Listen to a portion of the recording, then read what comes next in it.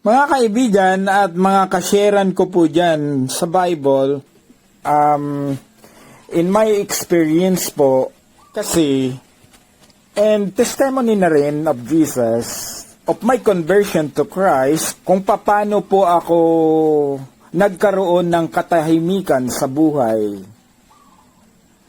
ay napakahalaga pong ating pag-aralan ang history.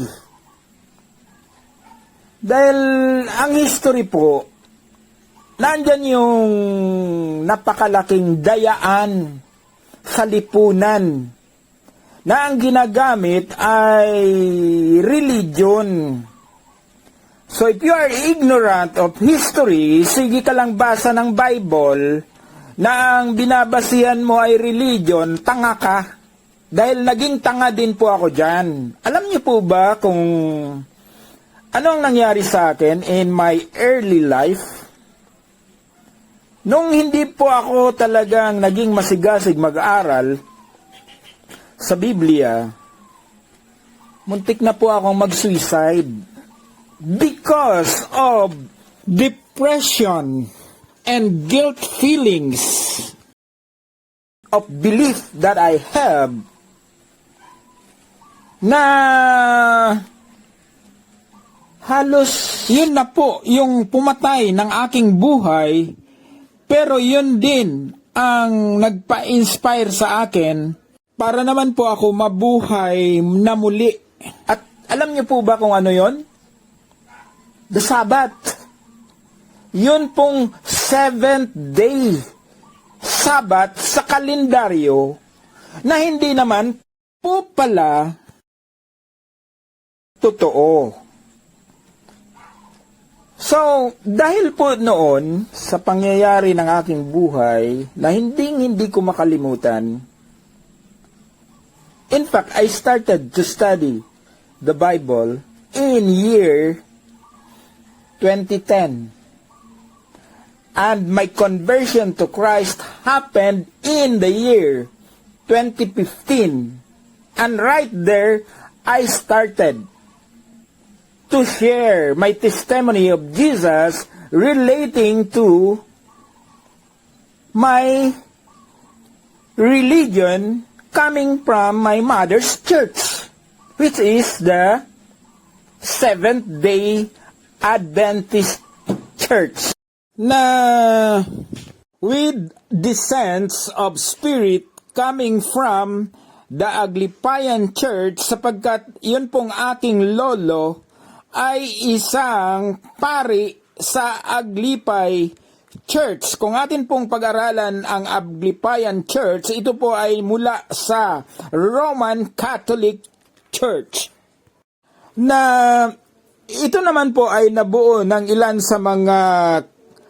kapaparian na mga reformers coming from the original Roman Catholic Church of the Philippines during the time of World War II. Bakit po kailangan nating pag-aralan ang history? Sinabi ko na po, para hindi tayo maging tanga sa ating religion ng kasinungalingan. Sapagkat nagsimula po ang religion based from the Bible truth that happened in the early 1st century when Jesus ascended to heaven. Nung umakyat na po si Jesus sa langit. At ano naman ang laro ng mga religion ay yung tungkol sa dalawang bagay lang naman about work and rest, which is the natural command of God. Magtrabaho ka at magpahinga. Siyempre, kung pagod ka, magpahinga ka. Normal yan sa taong normal. Na after work, you need to take and have a rest for a while. Ang problema netong mga nag-create ng religion. Dahil nga lang si Jesus ay kaugalian niya ang pumunta sa sinagoga sa ikapitong araw for the Sabbath, nag-imbento ngayon ng religion about the custom of Jesus and the Jewish people sa ikapitong araw na siyang sinasabing Sabbath sa Bible na nakasaad doon sa fourth commandment of God pati. Sipin mo yan, ha? Ang bigat nun dahil nakasulat po yon sa 10 commandments of God. Pero it's out of context. At alam niyo ba kung saan nirelate ng mga religionist or ng SDA ang tungkol sa Sabbath? Nirelate doon sa Creation Week of God, which is irrelevant. Hindi po konektado whatsoever. Because it's a different case to the Sabbath day that was first introduced by God to the Israelites exit from Egypt. Just imagine that. How many years passed bago ipinakilala ng Diyos ang Sabbath day observance? Is over 3,000 years from the time of creation, when God have given the 10 commandments to Moses on Mount Sinai.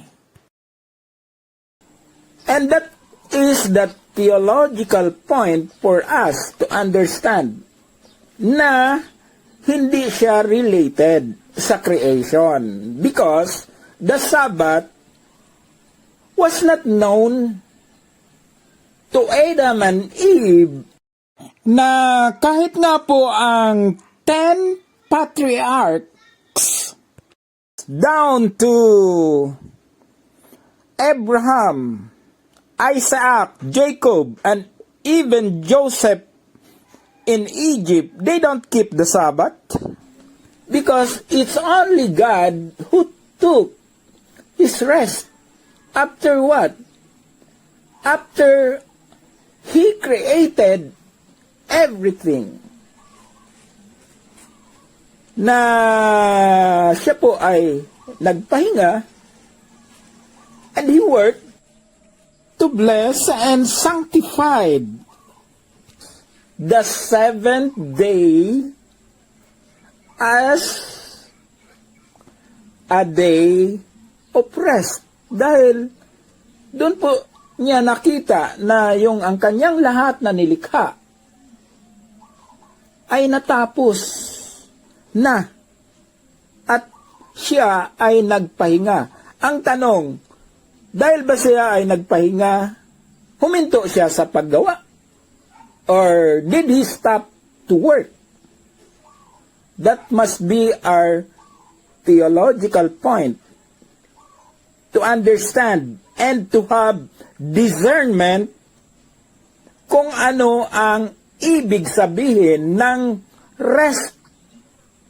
Eh, siyempre, nagtrabaho ka. Yan na nga po eh. Nagtrabaho ka at napagod ka, kailangan mo ng pahinga. That's the point. And that is the theological point of the Creation Week na ginawaan ng religion, netong mga religionist na naging kaguluhan sa kaisipan ng mga tao sa ating kapanahunan sa ngayon dahil sa nag-uumpugan at agawan ng dinideclared nilang day of worship between the resurrection day of Jesus and the Sabbath day, where Jesus took his rest over his dead body to fulfill the Sabbath rest, which is the atonement of sin ng mga Israelites to their observance of the obsolete law of the Sabbath day under the old covenant of Moses. So, ang ibig sabihin po, there are two things also about the Sabbath. Yung Sabbath ni Moses at yung Sabbath ni Jesus. Yan po ang theological point sa teaching from the time of creation up to the time of Christ's ministry. Malawak pong pag-aaral yan. At hindi na po kailangan ang observance of the Sabbath day because it was already been abolished by Jesus. Mga kapatid, kung paano po natin yan intindihin, yan po ay interpreted by the Bible, religion, during the time of Christ's ministry. So, antabayanan po natin ang susunod na talakayan dito lamang po sa ating Facebook channel na Friends and Followers. Thank you so much for your time of listening and watching sa atin pong mga talakayan dito sa voice video clips from your Kuya Palabs of Luzon to Visayas down to the land of promise in Mindanao sa atong mga kaigsuunan dinha. I would like to say shout out po sa inyong tanan and God bless to one and all. Amen.